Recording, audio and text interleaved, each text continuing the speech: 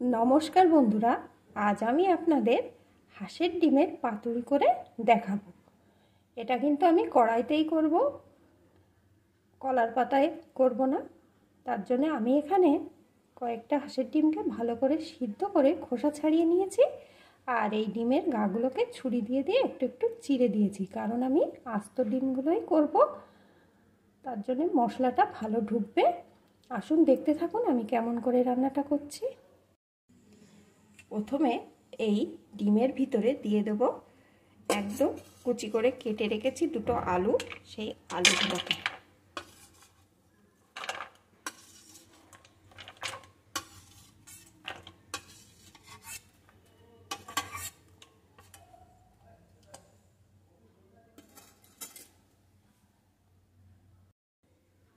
এখন দেব একটা পেঁয়াজ কুচি,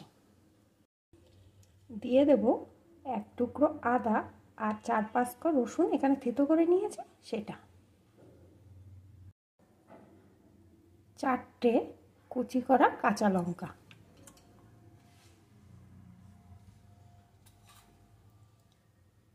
একটা টমেটো কুচি,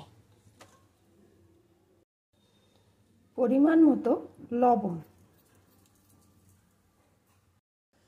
একটু হলুদের গুঁড়ো, একটু লঙ্কার গুঁড়ো, একটু কাঁচা সর্ষের তেল। এখন সবকিছু ভালো করে মাখিয়ে নেব। সবকিছু দিয়ে ভালো করে মাখিয়ে নিয়েছি। এখন আসুন দেখতে থাকুন আমি কেমন করে রান্নাটা করে নিচ্ছি। এখানে আমি একটা কড়াই বসিয়ে দিয়েছি, কড়াইটা ভালো রকম গরম হয়ে গেছে। এখন ওই সব কিছু দিয়ে মাখিয়ে রেখেছিলাম ডিমগুলোকে সব শুদ্ধ এর মধ্যে দিয়ে দেব। আমি কড়াইতেই করছি, আপনারা চাইলে কলার পাতায় করতে পারেন। তাহলে কড়াইতে একটু তেল মাখিয়ে নিয়ে কলার পাতা দিয়ে তার উপরে এই মিশ্রণটা ঢেলে দিয়ে ঢেকে করতে পারেন। আমি কড়াইতেই করছি।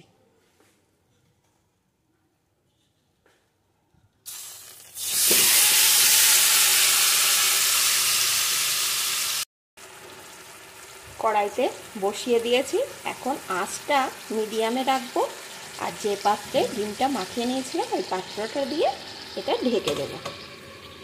এটা কিন্তু আস্তে আস্তেই হবে, এইভাবে 5 মিনিট রেখে দেবো, তারপরে আগলা করে দেখব। 5 মিনিট হয়ে গেছে, দেখি এখন ঢাকনাটা খুলে।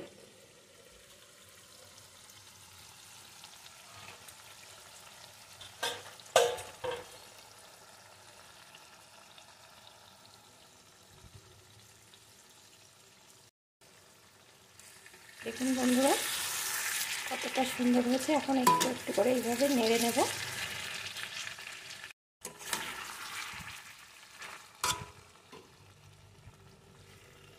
ভালো করে নেড়ে দিয়েছি। এতক্ষণ তো মিডিয়াম আঁচে হচ্ছিল, এখন আঁচটা একদম লোতে করে আরও 5 মিনিট ঢাকা দিয়ে রান্নাটা করে নেব।